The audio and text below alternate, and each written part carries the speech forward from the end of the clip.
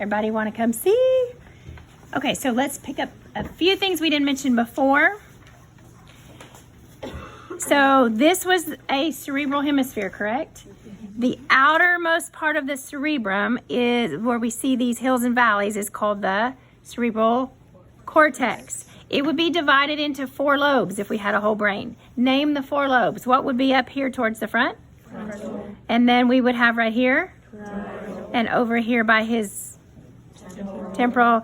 And then back here? Very good. What are these hills called? Yeah, each one is a gyrus. Plural, they're gyri. And then if we stuck our probe down and we moved that pia mater, what would the valleys be? Yeah, so you can open them up. Yep, so that's a sulcus. So gyrus, sulcus. Good, okay. Now, we've made a sagittal incision. And my favorite part, what is the arrangement of gray and white matter in the cerebellum called? Tree of life, but you have to know the arbor vitae. Yes, it means tree of life. So this is white matter and that's a gray matter. Okay, so this long top white thing that runs all the way across, that is what you saw when you separated the hemispheres and looked down in there, is called the what? Corpus callosum. So the most anterior part of it is known as the genu. The middle is the, and the end is the. Okay, what is the lower part of this called?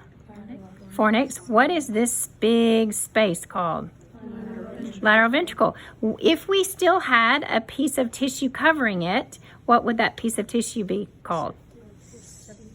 Septum pellucidum. Very good. Now, I don't know if they still have it. They don't. But let's say I reached down in here and I pulled out a mass of blood vessels. What is that mass of blood vessels called? Choroid plexus. It's important in forming cerebral spinal fluid. Very good.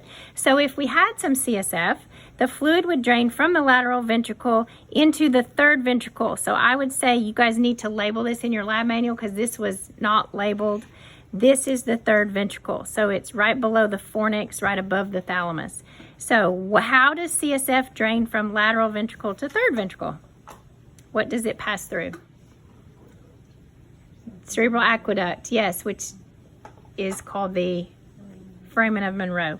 Okay, so from the third ventricle, it's going to pass into the fourth ventricle, and so the fluid would be going back this way. How does it get from third ventricle to fourth ventricle?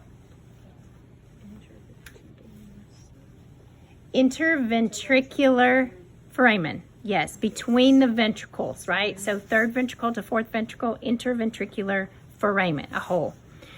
Good. All right, what is this round mass called? Thalamus. That's the thalamus. In your book, it's called the massa intermedia of the thalamus. Just a little recap, what would this butt-like structure be that you can see here? Superior colliculus. What would this little round pea thing near the superior colliculus be? Pineal body that makes melatonin. Very, very good. Okay, directly ventral to the thalamus would be what? Hypothalamus. Your landmarks would be, this thing is the what? Optic chiasm, and we can kind of, not really, but if there was another lump here, it would be their mammillary body. Yep.